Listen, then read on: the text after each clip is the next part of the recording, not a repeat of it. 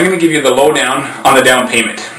When you're buying your first home, you're going to likely need a down payment. It is possible to actually buy with no money down, and I cover that in another video, but for these purposes, I'm going to assume you have 5% at least to put down.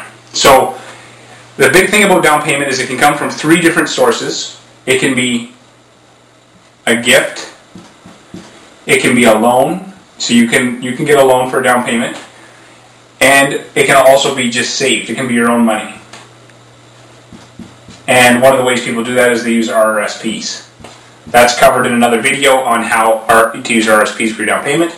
The big thing to be aware of is that where your money comes from is secondary to being able to prove where it came from. And then the other thing that lenders want to see is they want a 90-day history.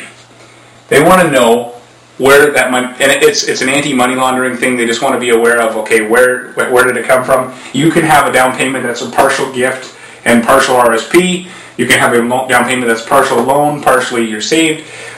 Where it comes from, as long as we know and as long as we can show it, is less important than being able to prove it and also showing the 90-day history that they like. The big thing with the down payment is it's similar to the metal detectors at the airport. They have metal detectors there because 0.00001% of the population is actually a problem, but everybody has to pass through them. The down payment, 0.0% of the people are doing something illegal, but everybody has to go through and they have to show proof of where this money came from and proof that you've had it or where it's been for the last 90 days. So down payment is a fairly easy thing for us to sort out. If you have any more questions about down payment, feel free to send me an email and we will be happy to answer your questions.